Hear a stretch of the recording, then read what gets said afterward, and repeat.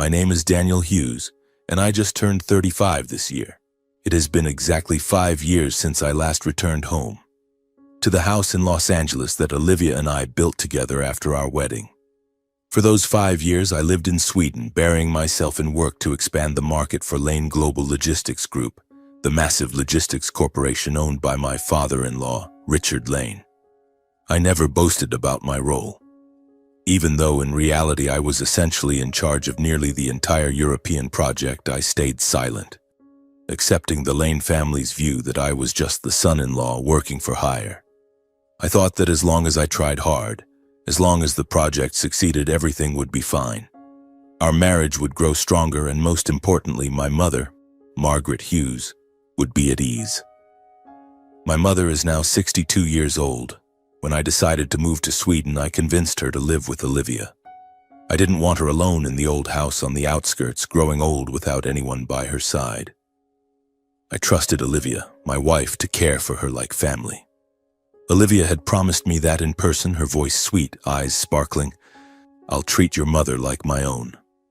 The project in Sweden finally stabilized. I requested a longer leave than planned. I wanted to return early to create a small surprise for the two most important women in my life. I didn't tell anyone, just quietly bought a ticket and took the long flight down to Los Angeles. The plane landed in the late afternoon. I rented a car at the airport and drove home myself. On the way, I smiled to myself. I imagined Olivia shrieking and throwing her arms around me, my mother with tears in her eyes from the surprise. I pictured the warm house, Mom sitting in her armchair reading a book, Olivia perhaps cooking something in the kitchen, the smell of food wafting through, laughter filling the air. 5 years of separation would end with a tight embrace. The familiar road appeared, trees lush on both sides, the White House with its white wooden fence. Everything looked the same. I parked in front of the gate. The exterior was still neat and quiet as always. The lawn meticulously trimmed, flowers blooming brightly in the garden. I stepped out of the car, taking a deep breath of the warm California air. My heart raced with excitement. I didn't go straight through the front door. I wanted to peek through the window first to see them before making my surprise appearance. I tiptoed into the yard, approaching the living room window that overlooked the kitchen. And then, I froze. My mother was in the kitchen. She stood at the stove, slowly stirring a pot, my eyes following her every small movement. Her actions were neat and practiced, as if she had repeated this routine for years. There was no relaxed ease, just the quiet focus of someone accustomed to standing at the stove every day. The clothes she wore were old and faded, a plaid shirt I remembered her wearing at home years ago. Her back was slightly hunched, her steps slower than before. She no longer had the appearance of a mother enjoying a peaceful retirement, but rather like a full-time housekeeper. I scanned for Olivia. She was sitting on the living room sofa, right in my line of sight, legs crossed, posture relaxed, eyes glued to her phone screen. She scrolled continuously, occasionally chuckling softly at something on it. Completely detached from the kitchen, from my mother bustling behind her. Olivia didn't once look up as my mother worked in the kitchen. She stayed seated, showing no sign of getting up to help or check in. Her gaze never turned toward my mother, as if that effort didn't exist. My mother's presence in this house seemed to have become taken for granted, a part of daily life that no one needed to acknowledge. I stood frozen outside the window. A gentle afternoon breeze blew, but I felt a chill down my spine. My teeth clenched, not from pain, but from the anger rising steadily in my chest. It didn't explode immediately, it simmered, heavy, like a ticking time bomb. I had been looking forward to a warm reunion, but in this moment I knew clearly, this trip home wasn't the end of our separation. It was the beginning of a major storm. I couldn't stand there forever. My hands clenched into fists, and then I stormed straight into the house. I pushed the front door hard. The hinges creaked loudly, echoing through the quiet space. The house seemed to shudder, items on the table rattling slightly. Both my mother and Olivia jumped and turned sharply. Olivia was sitting on the sofa, phone still in hand. She froze for a moment when she saw me, eyes widening in surprise. I clearly saw a flash of panic, Her mouth parted as if to say something, but in an instant it was masked by her familiar composed expression. She sat up straighter, forcing an awkward smile. "Daniel, when did you get back? Why didn't you tell me?" But I didn't respond to her. My eyes were fixed on the scene in the kitchen. My mother was still standing there, holding a dishcloth, face flushed from exertion. She looked at me with overwhelming joy, unable to hide it. "My son is back. Come here, let me take a good look at you." Her voice trembled, eyes glistening with tears. She dropped the cloth and hurried toward me, her steps slightly limping with age. I hugged her, but my mind was still reeling with anger. Her warmth spread through me, but it only made the pain worse. For 5 years away, I had dreamed of this moment countless times. A warm embrace, joyful laughter. And now, my mother looked like a servant while my wife sat there like a queen. I released my mother and turned sharply to Olivia. My gaze was ice cold. "Why have you let Mom do all this? Cleaning, cooking like a maid, while you sit there casually scrolling on your phone?" Olivia blinked, her initial surprise quickly turning to annoyance. Her face darkened, lips pressed tight. She stood up, arms crossed over her chest, voice sharp and high-pitched. "What are you talking about? I was busy with my own things. My work, not sitting idle. And Mom does it willingly. I didn't force her. She said she likes doing it to keep herself occupied, so I just let her." My voice dropped lower but weighed heavily on the room's atmosphere. My heart pounded furiously, hot blood surging with each beat. "Willingly? Look at Mom. Look at the old faded clothes she's wearing. Look at her hunched back from exhaustion. Is that willing?" I took another step forward, eyes locked on hers. 5 years ago, you told me yourself that you would care for Mom like family while I was away. Is this how you care for her? Olivia let out a laugh, dry and harsh. "You're blowing this way out of proportion. She has hands and feet, doing a little housework. What's the big deal? Sitting around doing nothing would be the real problem. Don't come back after all this time and see everything in such a negative light." The atmosphere in the house suddenly grew tense, like a string about to snap. Olivia said no more. She turned abruptly, strode quickly to the bedroom, and slammed the door. The click of the lock sounded dry and cold, like a challenge. I stood frozen in place, chest heaving, breathing heavy. My mother stood quietly for a moment, her eyes looking at me with both concern and sorrow, as if she feared everything was escalating too far because of her. She stepped closer, wrapping her thin arms around me tightly despite her trembling hands from fatigue. She spoke softly, voice so quiet it almost dissolved into the air. "Son, don't let a small thing ruin your marriage. This little housework is nothing. I'm used to it." I froze instinctively. The familiar warmth from her, the scent of soap mixed with kitchen smells, flooded back, making me ache with memories of the years away. Those 5 years in Sweden, the cold, lonely nights, I often thought of this embrace. It was the only thing that kept me steady. Now it temporarily quelled my anger, giving way to a surge of regret and pity. I guided my mother to sit on the sofa, gently stroking her back. "Mom, sit and rest. Let me finish for you." She shook her head, but I insisted. She sat down, voice full of worry. "Are you okay? How's work over there? Are you eating properly? I've worried about you so much, Daniel. All these 5 years, I just wanted you to come home safe." I quietly observed her as she asked her questions. Her hair had gone noticeably grayer, no longer the scattered black strands from the last time I saw her. The wrinkles on her face were deeper, around her eyes and mouth. Her eyes shone with the joy of reunion, but behind it lay unspoken things, sadness, fatigue, perhaps even hurt. I was about to speak. The questions were on the tip of my tongue, but before I could voice them, my mother seemed to sense it. She quickly grasped my hand, squeezing gently as if to stop me. "I know what you're going to ask," she said softly. "Don't overthink it and get angry at Olivia because of me. As long as you and your wife live peacefully, I'm happy." She lowered her head slightly, voice slowing. "I do these chores just to keep my hands and mind busy. In old age, sitting idle feels empty. Hearing that, I fell silent. I didn't ask more, but deep down I knew clearly that avoidance wasn't the real answer. My mother was always like this. She took everything on herself to protect everyone. I rolled up my sleeves and joined her in the kitchen. I washed vegetables, stirred the pot, wiped the table, trying to share the tasks she shouldn't have shouldered alone. She looked at me, eyes misty. My son has grown up. He even knows how to cook now. We worked in silence, only occasionally with her asking more about life in Sweden.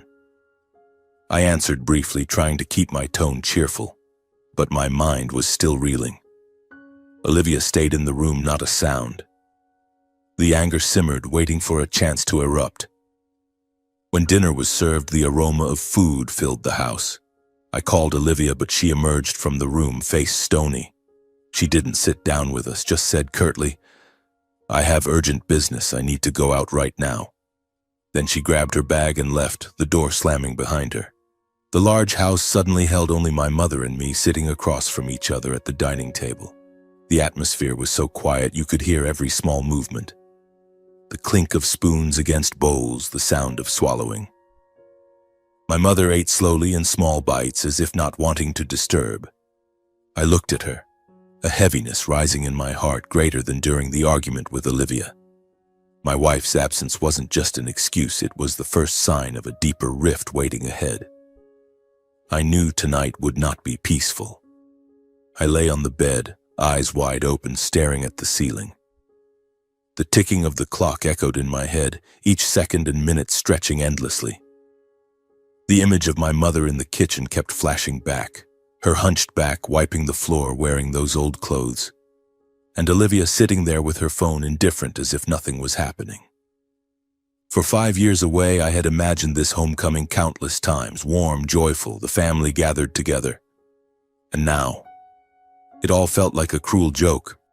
I tossed and turned, trying to sleep but unable to. The anger still simmered, mixed with a vague unease. Something was wrong. What was my mother hiding? What had Olivia done during the years I was absent? The next morning, I woke up earlier than usual. The early sunlight filtered through the curtains, but my mind remained heavy, as if something was pressing down on it. The feeling from the previous night hadn't faded. It lingered quietly, turning into a nameless anxiety. I washed my face and took a deep breath to calm myself.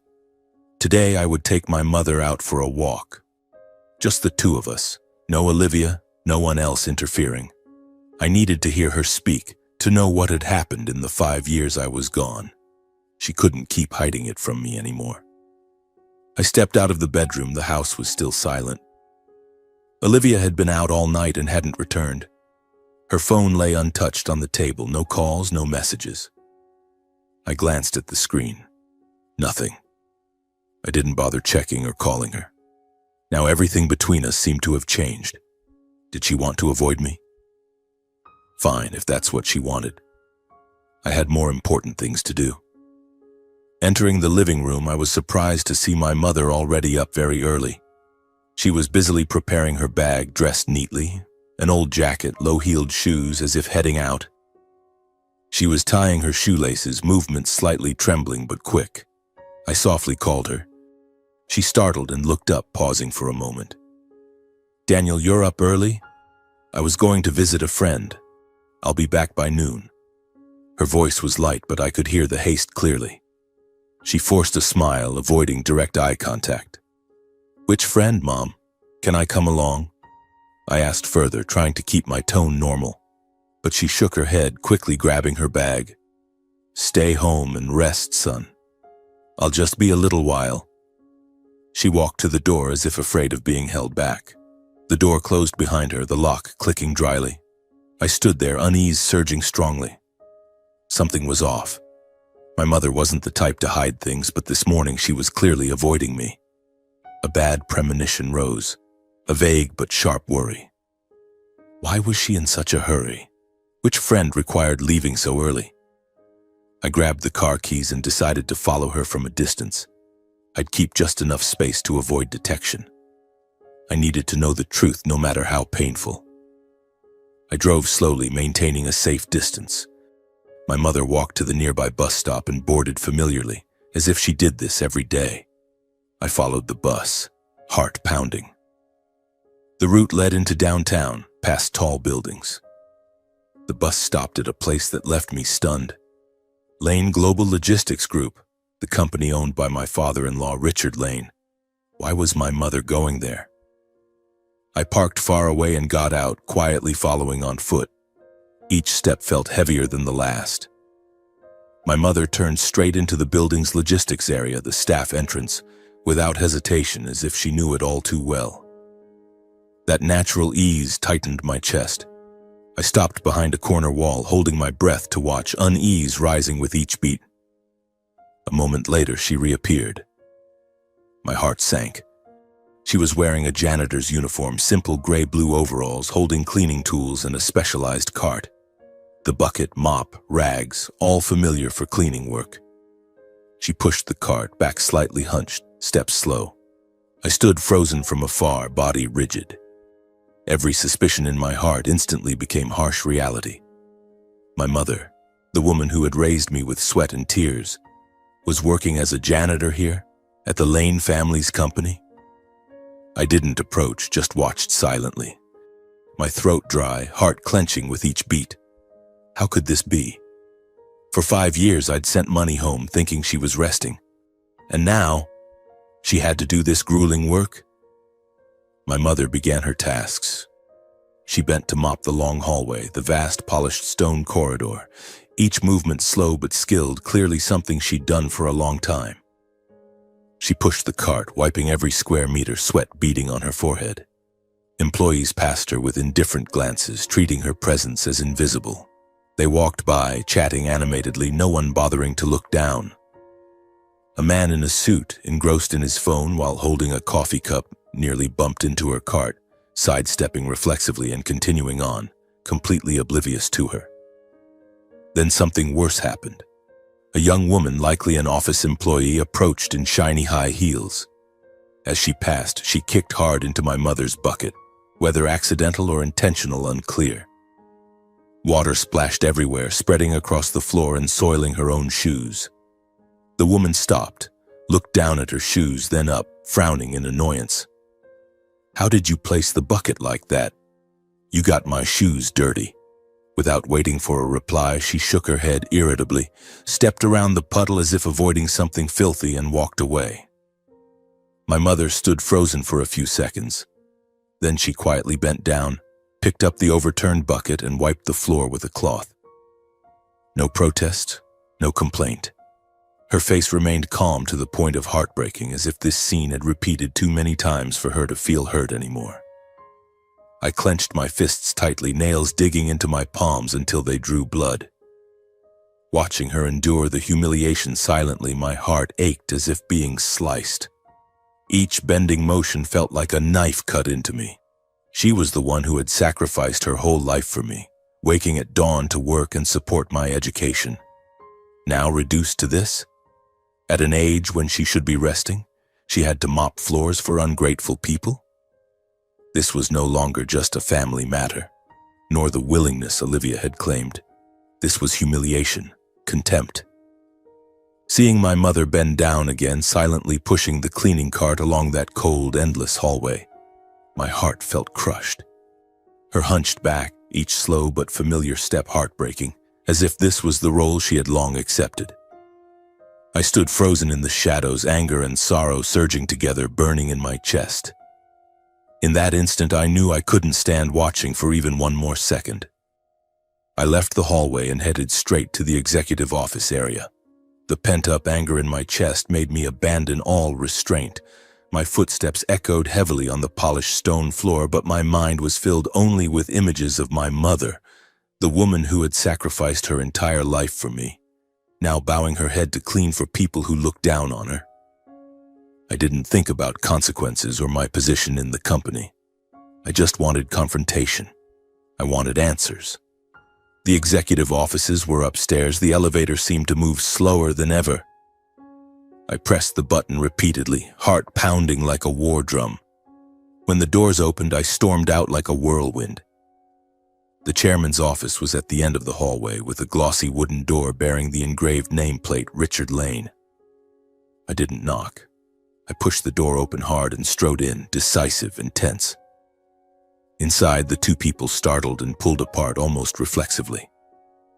It was Richard Lane, my father-in-law, and his personal secretary, a young woman I had only glimpsed a few times. They were standing too close, mere inches apart, and the hurried way they tried to cover it made me sense something awkward. She quickly smoothed her hair. He adjusted his tie. But at that moment, my mind had no room for other suspicions. I didn't care what they were doing. I was seeing red with rage. Richard's face turned purple. He immediately regained his familiar stern demeanor. He gestured for the secretary to leave, voice sharp. "Sarah, get out!" She hurriedly grabbed her documents, glanced at me, and quickly walked out, closing the door behind her. The atmosphere in the room suddenly became suffocating, with just the two of us. Richard turned to me, irritation clear. "What the hell are you doing, Daniel? Barging into my office without knocking? That's incredibly rude. Who do you think you are?" I didn't respond to the reprimand. My gaze turned icy, staring straight at him. My voice was low but strained. "Why is my mother working as a janitor here? Why does she have to do such grueling work right in this company without me knowing anything about it?" Richard froze for a moment, his eyes blinking quickly. Then he smirked, slowly sitting down in the leather chair behind his desk, voice turning cold and condescending. "You're making a big deal out of nothing. Your mother wanted to work for extra income. So what if she's a janitor? I'm not obligated to report this to you." I stepped closer to the desk, fists clenched. My mother is 62 years old. Her back isn't straight anymore. Her hands tremble when she mops the floor. She doesn't say a word, just works silently. Do you really think that's normal? I took another step, eyes fixed on him. 5 years ago, Olivia herself told me she would care for my mother like family while I was away.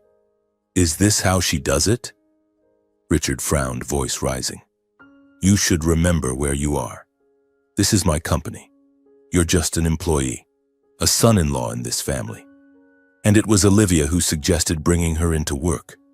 We were short on janitors. I hired someone. What's wrong with that? He paused briefly, then continued decisively, as if concluding. She wanted to earn extra money. It's perfectly normal. Don't stir up trouble over personal matters. Those words were the final straw. I looked at the man I had once respected as a father-in-law and now saw only a cold person who disregarded everything. He tapped his fingers on the desk, as if my mother mopping floors was a trivial concern. I didn't say another word. I turned and walked to the door. He shouted after me, "Daniel, you think you can just walk out like that?" I didn't turn back. I strode quickly down to the hallway where my mother was working, each step heavy as lead. The corridor was still the same, long and endless, footsteps echoing. My eyes fixed on the sight of my mother still bent over mopping the floor. She pushed the cart slowly, sweat beading on her forehead, unaware of the confrontation that had just occurred. I approached, snatched the cleaning tools from her hands and threw them aside. The mop hit the floor with a loud thud, water splashing everywhere. The decisive action stunned those around us. Several employees stopped, staring curiously. My mother looked up sharply, face pale. "Daniel, what are you doing?" I grasped her hand tightly, pulling her to stand, not giving her time to react. Her hand was ice cold and trembling. She panicked, trying to stop me. She feared I was causing a big scene, afraid it would affect my job. But when she saw the burning anger on my face, eyes red, jaw clenched, she couldn't say another word. She just looked at me, tears welling up. Under the curious and surprised gazes of those around, employees whispering, some pulling out phones, I pulled my mother away from the building. Each step heavy but resolute, my hand gripping hers tightly as if afraid to let go and lose her. We walked through the hallway, through the main doors, out into the blazing Los Angeles sun. A gentle breeze blew, but I felt a chill down my spine.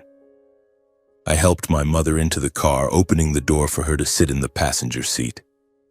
She sat silently, clutching her old handbag, saying nothing. I drove straight home, hands gripping the steering wheel until my knuckles turned white. In my mind, only one thought remained.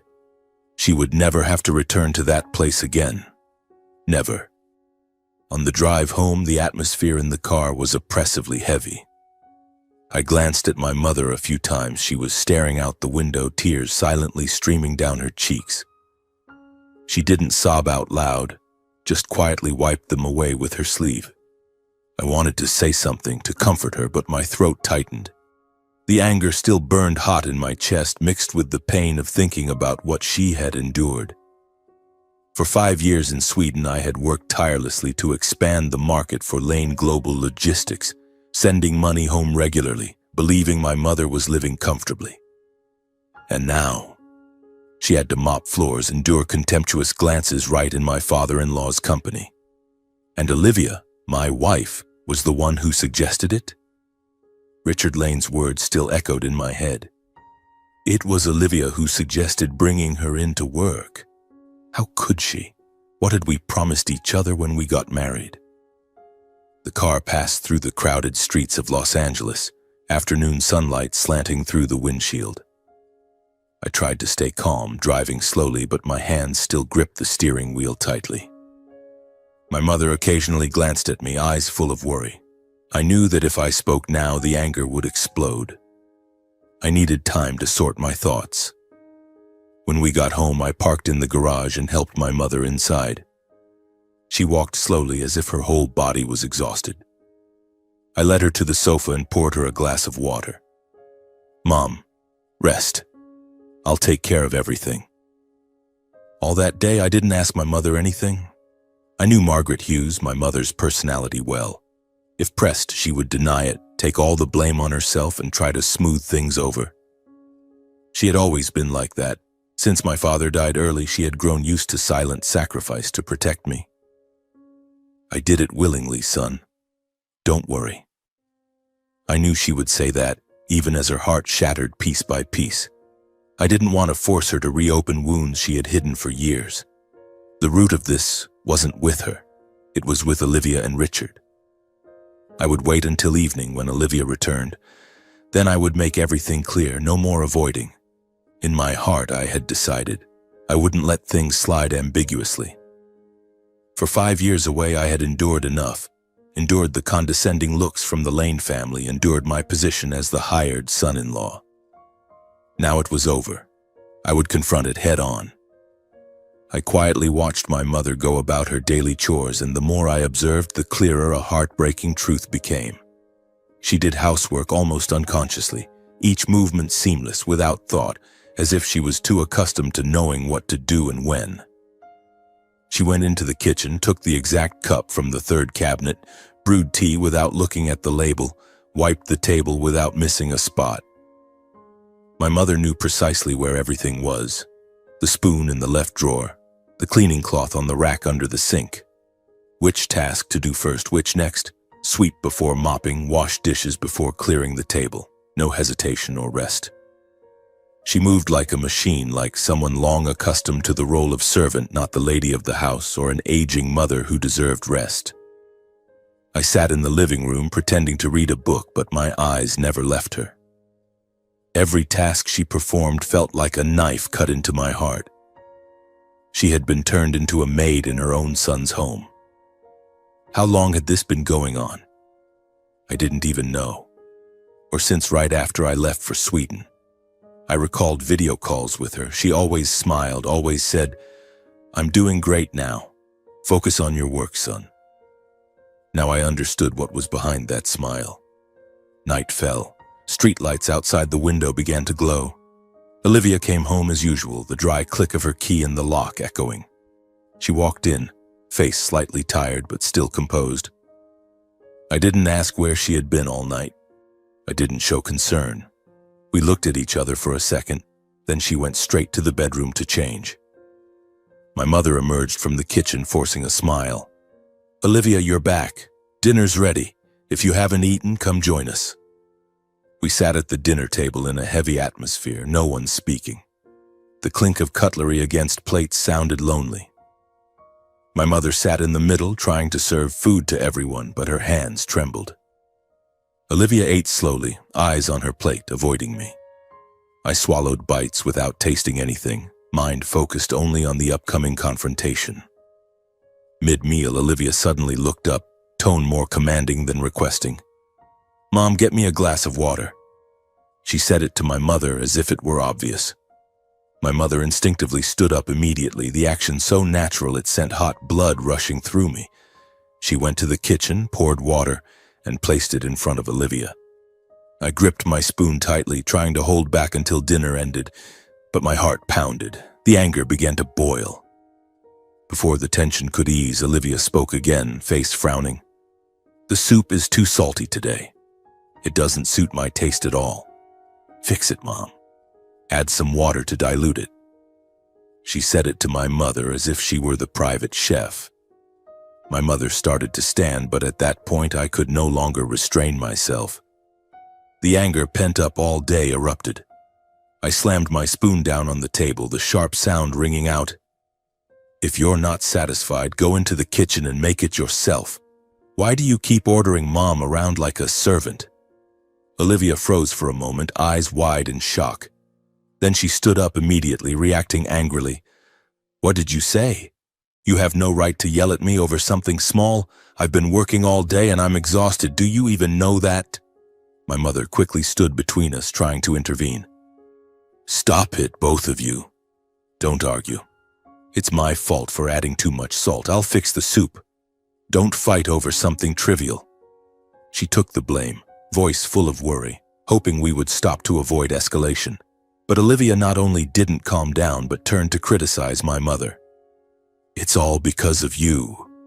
Because of you, my husband and I are fighting. You being here just makes everything messy."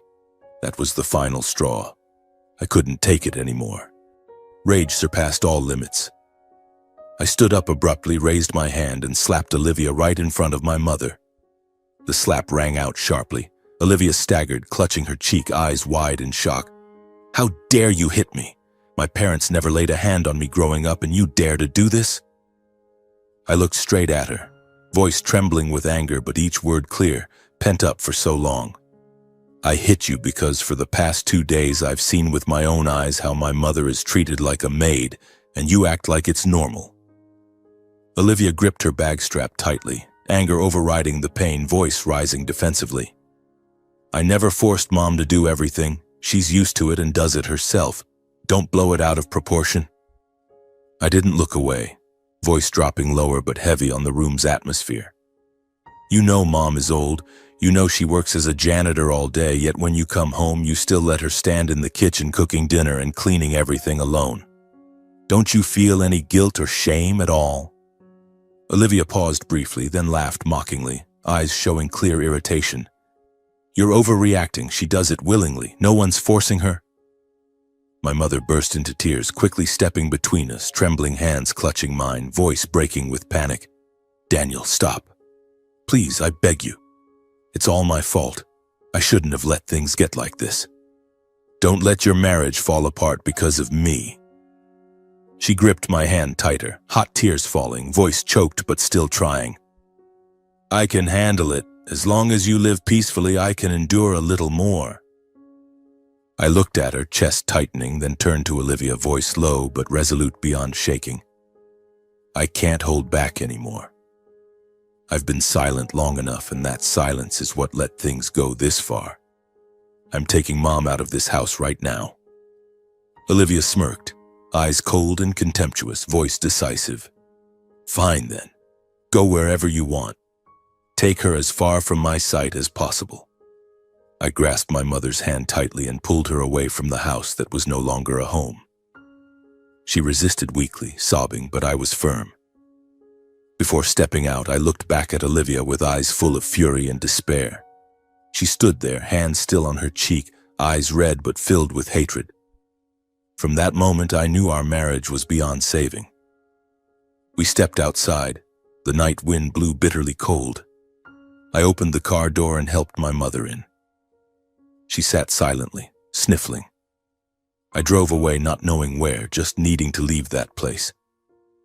My mind reeled, but my heart was full of determination. From now on, I would protect my mother no matter the cost. The car drove along the deserted nighttime roads of Los Angeles, streetlights casting long, dragging shadows. I had no specific plan. I only knew I couldn't return to that house anymore. The house that had once been a home, now just a place filled with resentment and pretense. My mother sat in the passenger seat, clutching her old handbag tightly, tears still silently streaming down her face.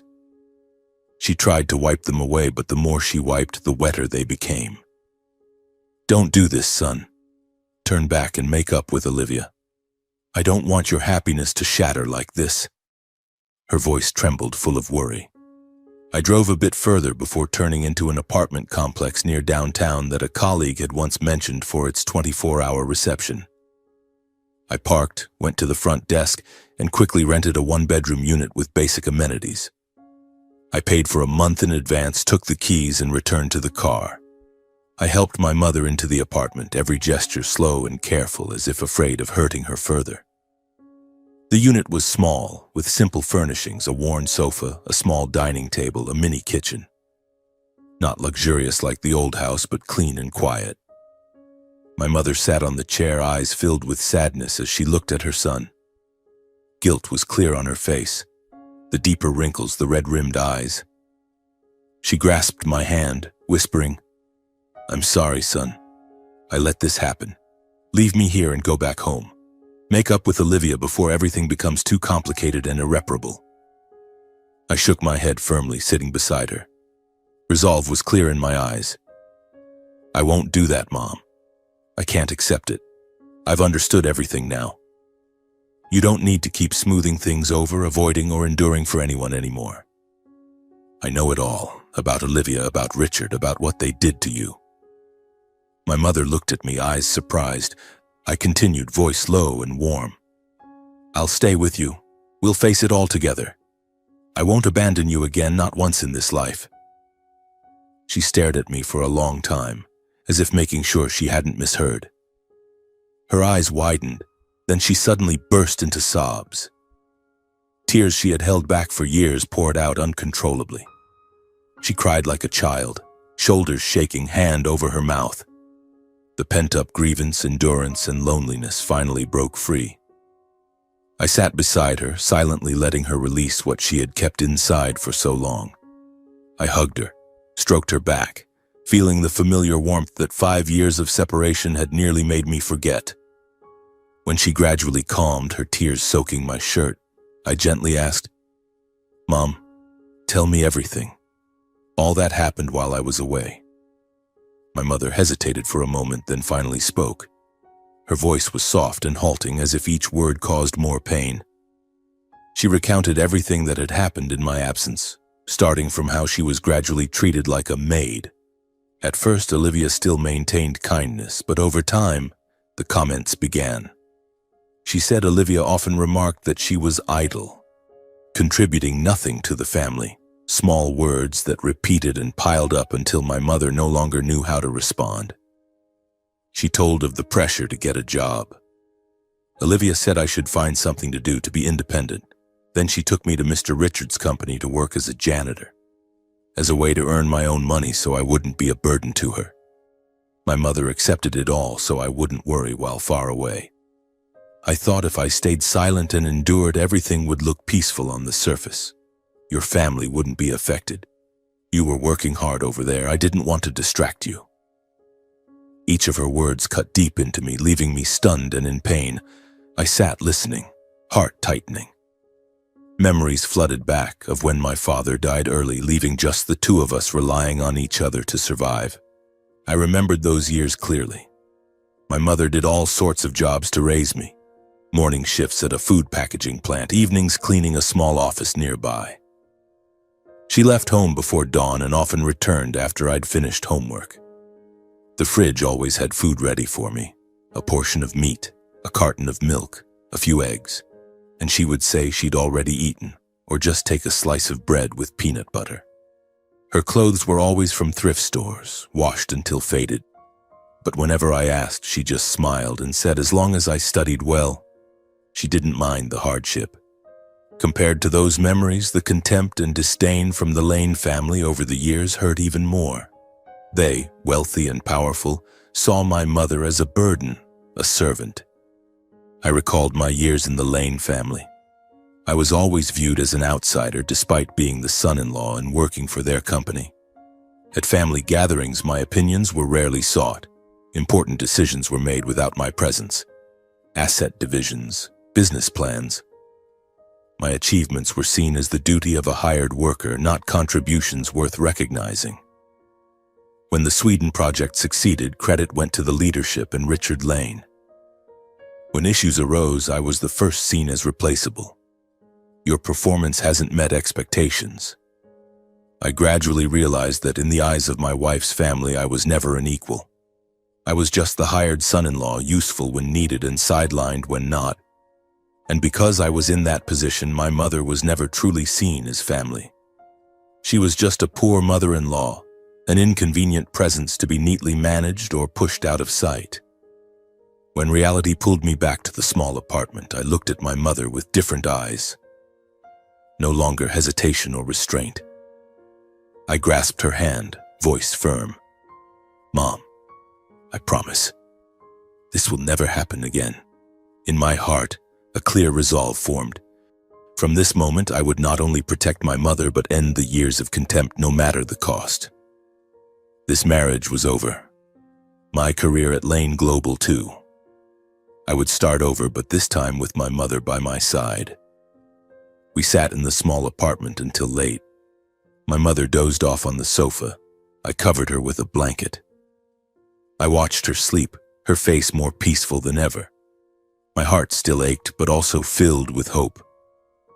The past had taught me much about my mother's sacrifices, about the falseness of power. Now it was time to act. The next morning, I woke up very early while it was still dimly dark outside. The small apartment with neon lights filtering through the window felt unfamiliar but also relieving in a completely different way. No more the luxurious walls of the old house. No more the familiar sound of Olivia's footsteps behind me.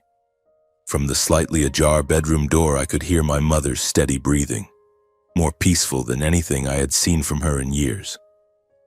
I sat up, my mind unusually clear. Last night, after she had told me everything, I had barely slept, just lying there thinking it all over. This marriage, the job at Lane Global, it had all been chains I had willingly put on myself. And now, I knew it was time to break them. I opened my laptop and drafted a resignation email to the executive board of Lane Global Logistics Group. The content was brief and decisive. "Dear Executive Board, I, Daniel Hughes, hereby formally submit my resignation effective today. I will complete the necessary handover procedures as required. Respectfully." I added no personal explanations. I hit send and closed the laptop. My heart raced, but not from fear, from relief. Less than half an hour later, my phone started ringing nonstop. The screen showed Richard Lane's name. I took a deep breath and answered. His voice came through sharp and furious. "Daniel, what the hell are you thinking? I just received your resignation email. Get back to the company right now and explain yourself clearly. Do you realize what you're doing? The European project is still waiting for your signature. If you quit like this, you're ruining everything." I listened silently as he vented his rage, from contract threats to reminders of my position in the company, and finally to undisguised coercion. "You'd better remember where you stand, Daniel. Don't think everything can run without you, without consequences." I kept my voice calm, neither high nor low. "I've decided to resign, and that decision won't change. I'll hand over all my work once the procedures are complete." With that, I ended the call and turned off the phone. About an hour later, it was Olivia's turn to call. Her voice was tense and rapid as soon as I picked up. "Daniel, have you gone mad? How dare you quit like that? You need to apologize to my father right now and get back to the company immediately, or you'll regret it." I didn't argue, just replied evenly. "This afternoon I'll come back to the house to give you something." "What are you talking about?" Olivia snapped. "You think that's it?" I didn't respond further. I hung up, She called back immediately, but I didn't answer. From then on, my phone kept vibrating with calls and messages from both Olivia and Richard Lane. Come back now. You're destroying everything. Who do you think you are to do this? I didn't reply to a single one. I silenced the phone, set it aside, and turned to make coffee and prepare a simple breakfast. My mother woke up looking at me with worried eyes. Did something just happen? I turned to her, smiling lightly, voice trying to stay calm. It's nothing, Mom. Let's have breakfast first. That afternoon, I drove back to the old house in a state of calm, as if the most important decisions had already been made long ago. The familiar road now felt strange. I parked at the gate and walked in without hesitation. When I opened the door and stepped inside, I saw my in-laws, Richard and Helen, along with Olivia, all present in the living room, clearly having waited for me for some time. Richard sat in the main chair, face flushed. Helen sat beside him, looking anxious. Olivia stood up, eyes red. You're back? I showed no surprise, no beating around the bush. I stood straight, looking directly at all three, and said clearly, leaving no room for retreat, I'm here today not to ask forgiveness or explain, but to end this marriage. The entire room fell silent for a few seconds. Olivia reacted first, voice rising in shock and fury. What did you just say, Daniel? What right do you have to demand a divorce? She stepped forward, eyes full of contempt. You think you can walk out of this marriage and still have a place? You'll lose everything, the house, your job, everything you've relied on. I just shook my head, not responding. My calmness distorted Olivia's face with rage. Richard Lane let out a mocking laugh, devoid of any warmth. You're acting no different from an impulsive fool, Daniel. He looked me up and down, voice slow but full of pressure. A man in your position has no right to unilaterally end anything when everything is still in the Lane family's hands. Richard leaned back in his chair, continuing as if stating an obvious fact. And you'd better remember the prenuptial agreement you signed. If we divorce, you'll have no claim to any assets, including this house. Helen spoke last, voice softer but not hiding the calculation. Daniel, calm down. Don't let momentary emotions ruin your future. She looked at me, adding slowly, You've reached this position thanks to our family. If you leave, you'll have nothing left. Think wisely. I smiled faintly. Not a challenging smile, but one of someone who had seen through everything. My voice remained even, cold and firm. My decision is final and I won't change it. I placed the divorce papers on the table and slid them toward Olivia. If you don't agree to settle amicably, it will go to court. Without waiting for any further reaction, I turned and walked out of that house, closing behind me not just a door, but the entire contempt and power the Lane family had once thought they held firmly. Behind me, the room sank into silence. I didn't need to look back to feel their stunned gazes and bewilderment, the three people who had believed they could dictate my marriage and career. For the first time, I knew they understood that I was no longer under their control, that Daniel Hughes had truly left and would never return to his old position. I drove back to the rented apartment, the afternoon wind blowing through the open window, carrying the smell of road dust and faint salt from the distant sea. My mind felt strangely light, as if an invisible burden had been lifted. The years of endurance trying to prove my worth in the Lane family, all of it ended with the divorce papers on the table. I thought about my mother waiting for me in the small apartment, probably worried sick. She would ask questions, try to persuade me to go back. But no. This time I would stand firm. It had taken me too long to realize that their power was an illusion. And now it was time to reclaim my life. When I arrived, my mother was sitting on the sofa holding a cup of cold tea. She looked up as I entered, eyes full of anxiety. Where have you been, son? Did you go to make up with Olivia? I sat beside her, taking her hand.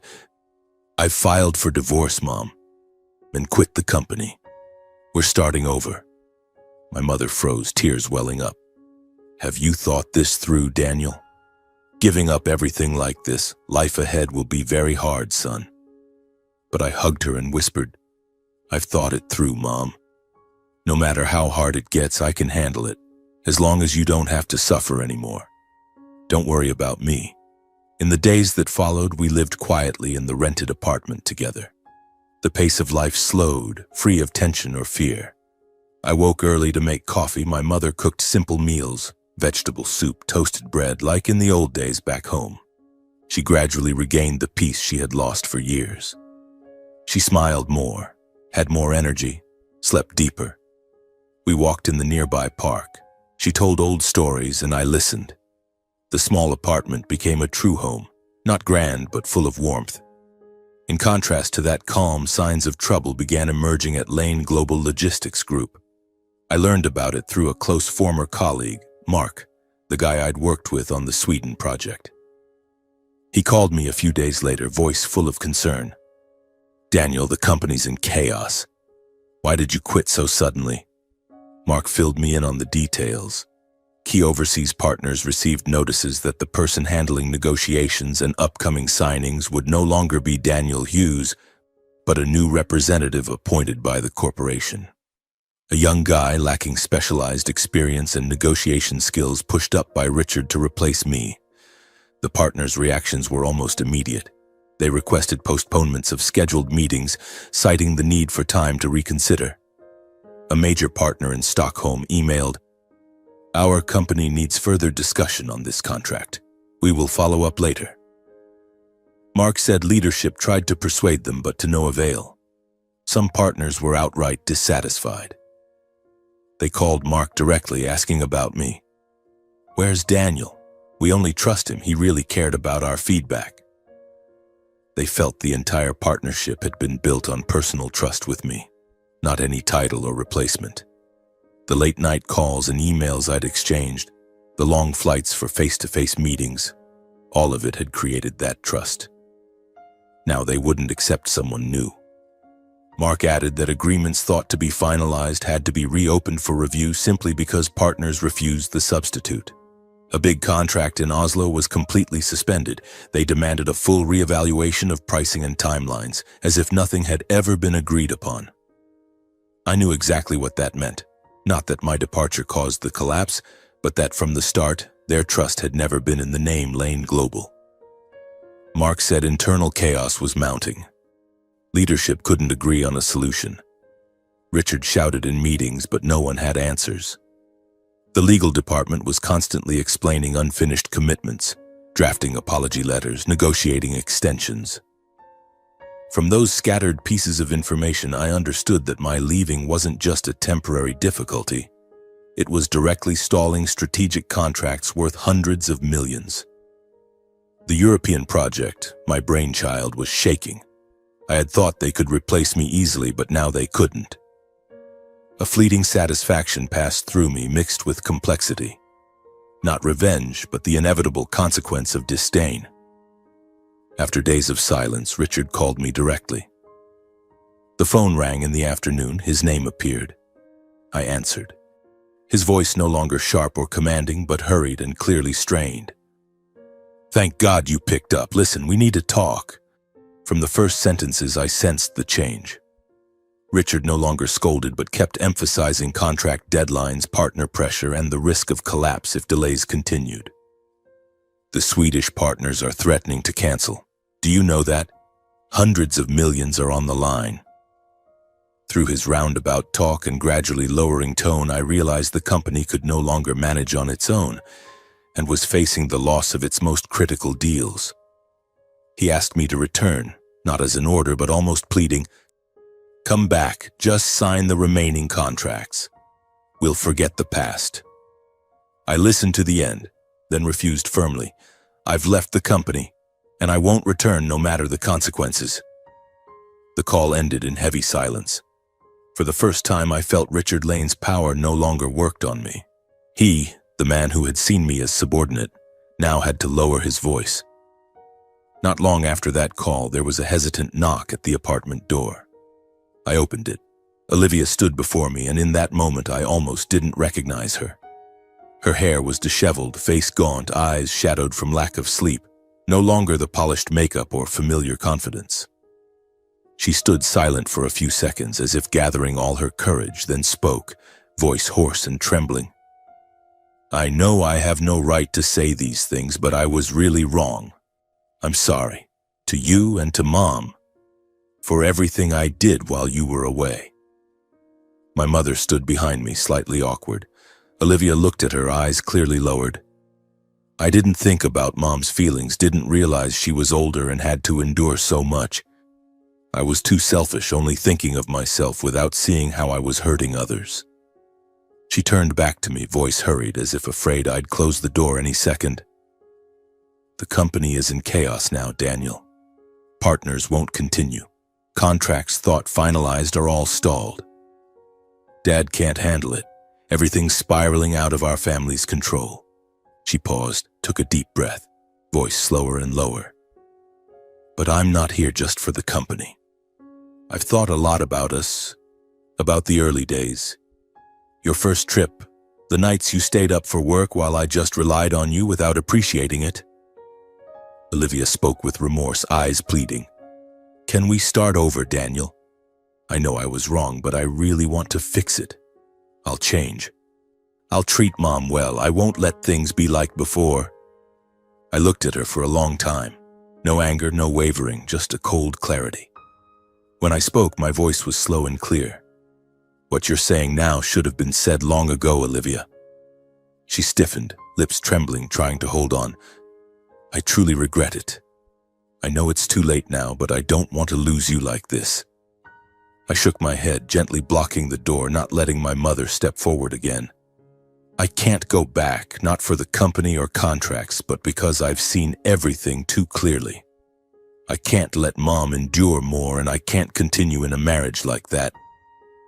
I closed the door slowly but decisively. As it shut, I knew that on the other side wasn't just a remorseful woman, but the entire past I had chosen to release.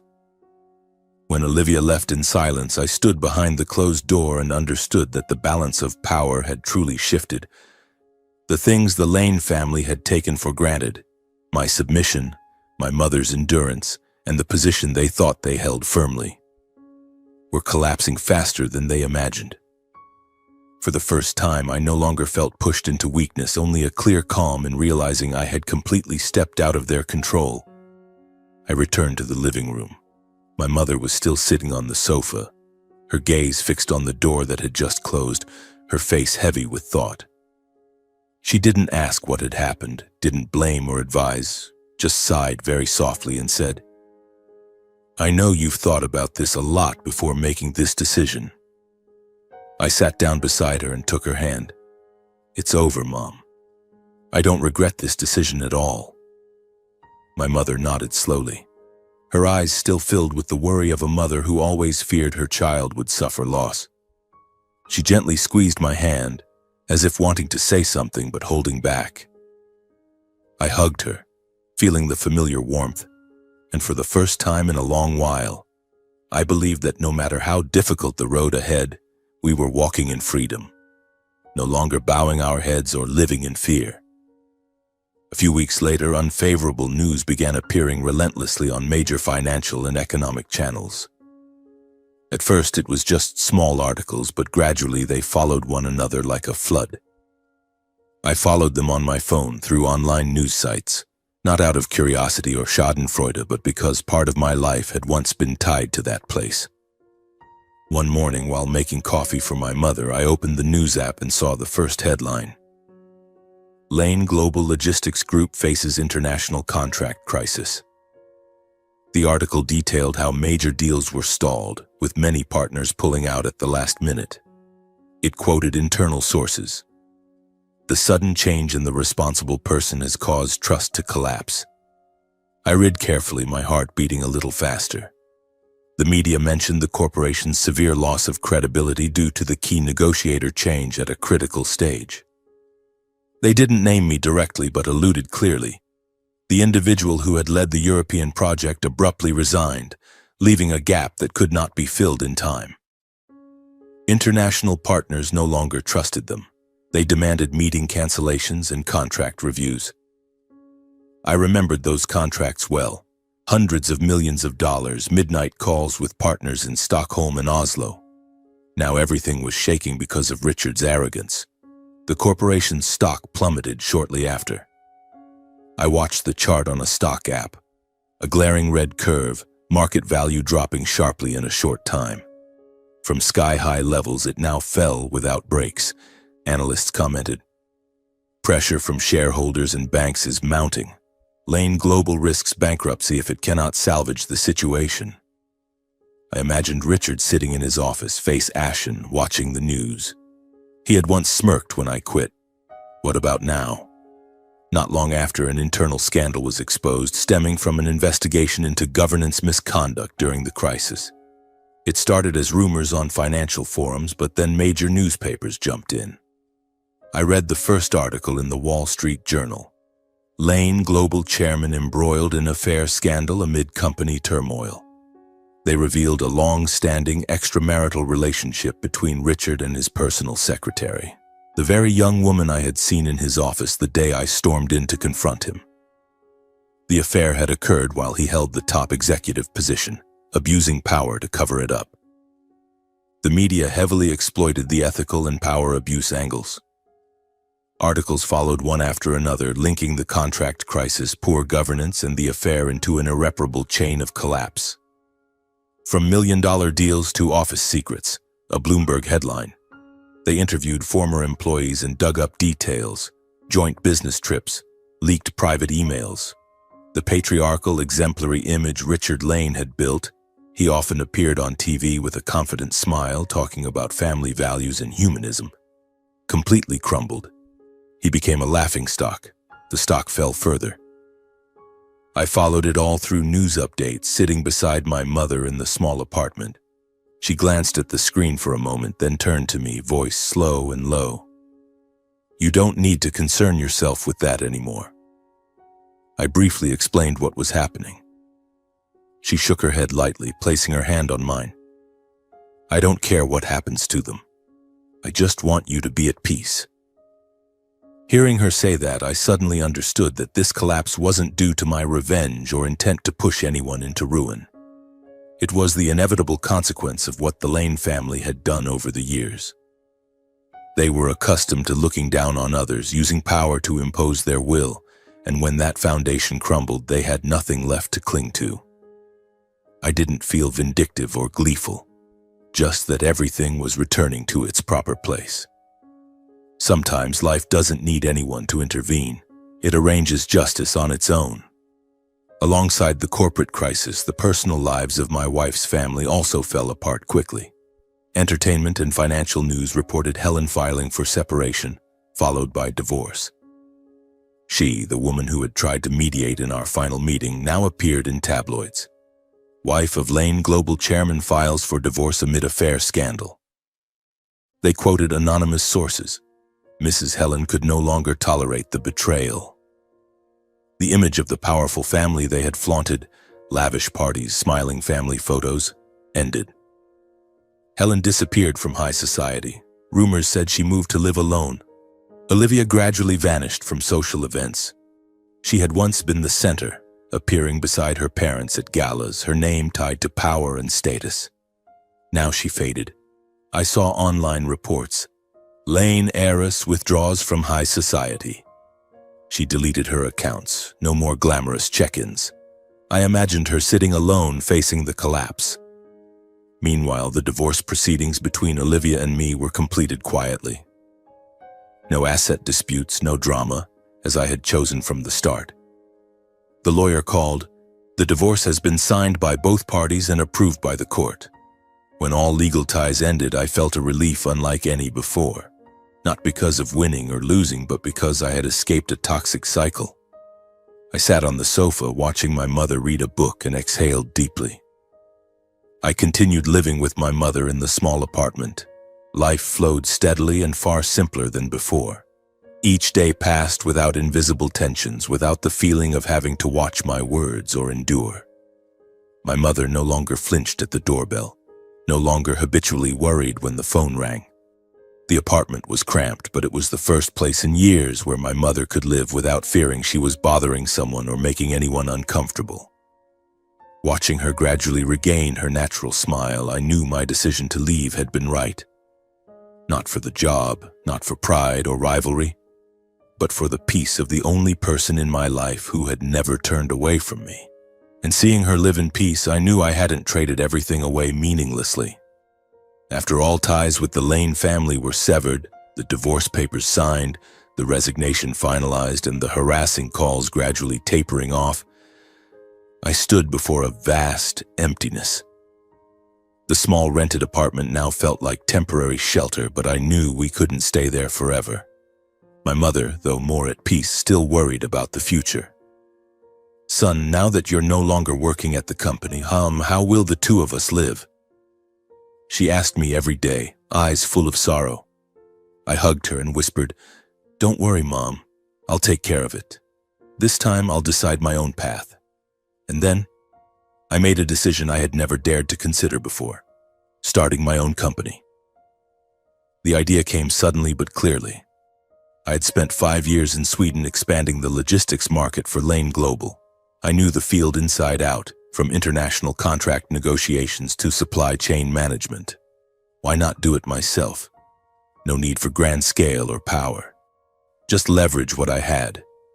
I spent hours drafting plans, calculating on scratch paper. The early days of starting up were full of hardships. Finances were tight, savings from my old salary plus a bit from selling unnecessary items. Every expense had to be calculated carefully. Renting a small office in the Los Angeles suburbs, just enough space for a desk and an old computer. Minimal staff, at first just me, then hiring a young assistant with low pay. I did everything. Calling old partners, drafting contracts, even driving small deliveries myself. There were sleepless nights worrying about due bills. Can I really do this? I asked myself, watching my mother sleep soundly in the small room. But then I remembered her, all she had endured to raise me, and knew I had to try harder. I leveraged all my experience, personal reputation, and relationships built over the years. The European partners who had trusted me at Lane Global, I called them, not to beg, but to propose new collaboration. "I wanted to inform you that I've left Lane Global and am building my own company in the same field," I said straightforwardly, voice calm. "I believe what we've worked on together before is enough for you to understand how I operate, and the commitments I always keep. If you're interested in a new partnership, I'm very open to serious and transparent discussions." At first they were surprised, but they agreed to meet. I didn't rush or try to show off. A budget flight to Stockholm, a simple coffee meeting on a street corner. I took it step by step. In the meetings, I didn't talk much about grand plans or lofty promises, but reminded them of what we had done together. "Do you remember last year's project?" I said calmly. "How we handled the toughest parts and why everything still stayed on schedule in the end?" They looked at me for a moment, then nodded with a slight smile. No need for more words, I knew they remembered. And more importantly, they still trusted. Gradually, long-term clients and partners started reaching out proactively, not because of my company's size, the small office, simple sign, but because they knew how I worked and how I had kept my word over the years.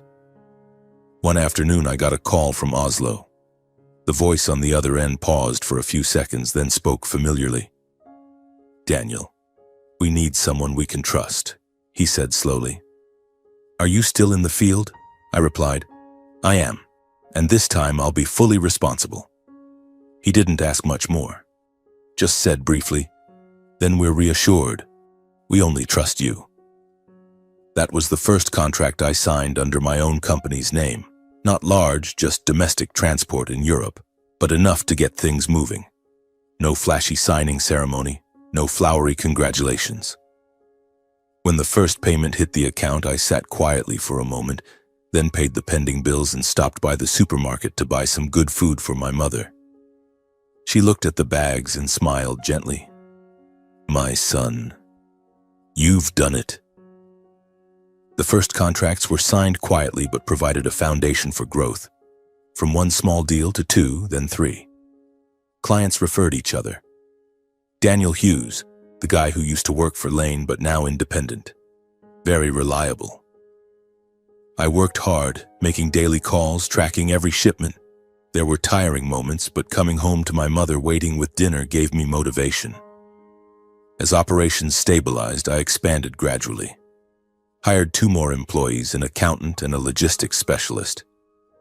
I recruited suitable people, including some who had worked at Richard's company and lost their jobs after the bankruptcy. Mark, my old colleague, called. "Daniel, the old company's gone. Got a spot for me." I took him on because I knew he was good. The company grew steadily under tight control. No extravagance, no big parties, no flashy advertising. No chasing power or fame like I'd seen at Lane Global, where everything was just for show. Finances gradually stabilized. From initial losses to small profits. I saved and invested wisely. Then one day I bought a new house with full amenities. Not extravagant like the old one, but cozy, with a small garden and spacious kitchen.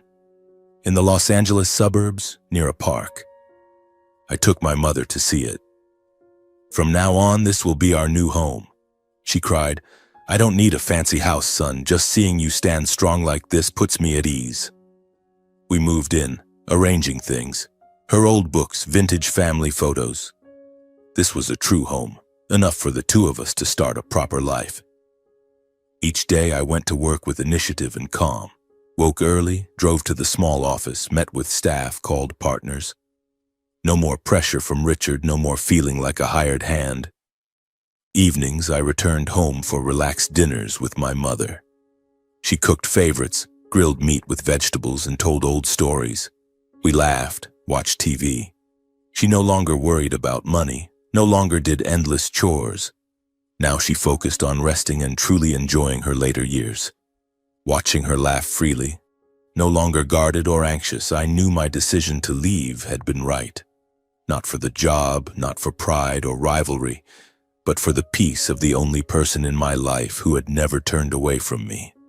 And seeing her live happily, I knew I hadn't traded everything away meaninglessly. Looking back on the journey, I understood that a person's value doesn't lie in belonging to a powerful family or standing under a big name, but in how they treat those who have been with them from the beginning. I once believed power was everything. Big contracts, impressive numbers, a position others feared. But when Lane Global collapsed, I still stood firm. Not because of power, but because I had my mother beside me.